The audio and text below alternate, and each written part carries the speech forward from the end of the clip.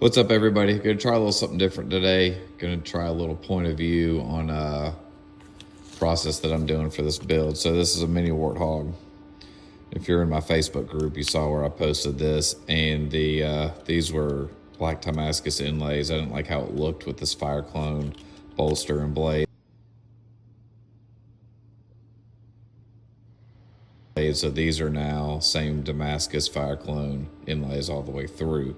And so what I need to do now is get everything lined back up and set up to tap the holes in the back of the inlay. So you can kind of see that shiny little dot down in there. That's the back of the inlay through the hole. And these are actually set up with keyholes. So this will be a little bit tricky, but it should work just fine. I've got the one screw here in the front, and then these, once they're butted up against the titanium, they're gonna be in line with each other. So we'll come over here to the mill. This is a through hole bit, so this is a number 44, and I turn down the end of it to where it's nice and square, and that'll go into the chuck.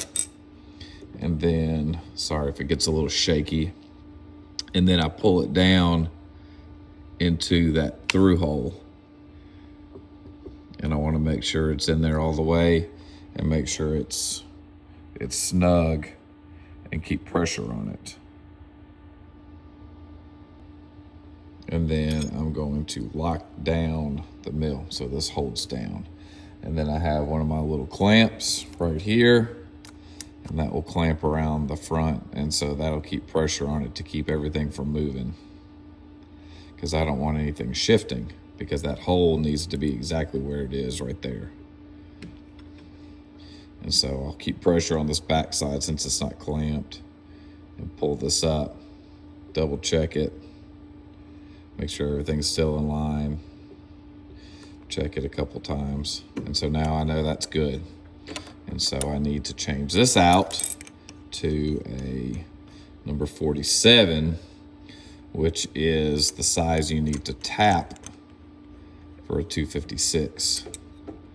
And so I'll get that in there, make sure it's in there straight.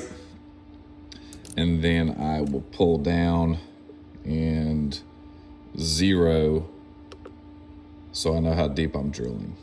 And so I'm only going to go 50 thousandths deep in here. Zoom in a little bit for you.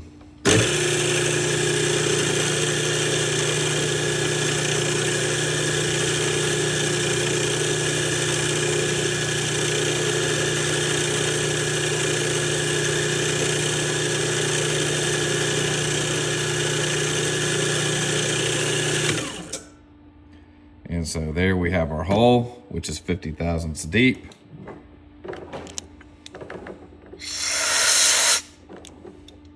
And it's 50 thousandths deep at the tip of this drill bit, which means the entire hole isn't quite deep enough, isn't quite that same depth, I should say, to tap it. And so now what I'll do is I'll take this 5/64. This didn't want to focus. This is a 5/64 squared end mill. And so I'm gonna pop that in there.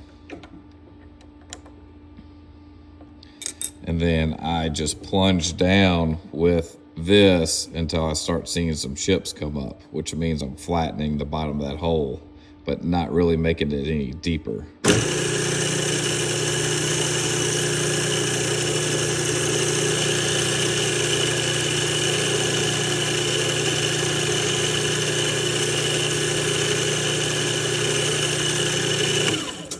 And you can kind of feel when it gets to the bottom of the hole past that drill point on here.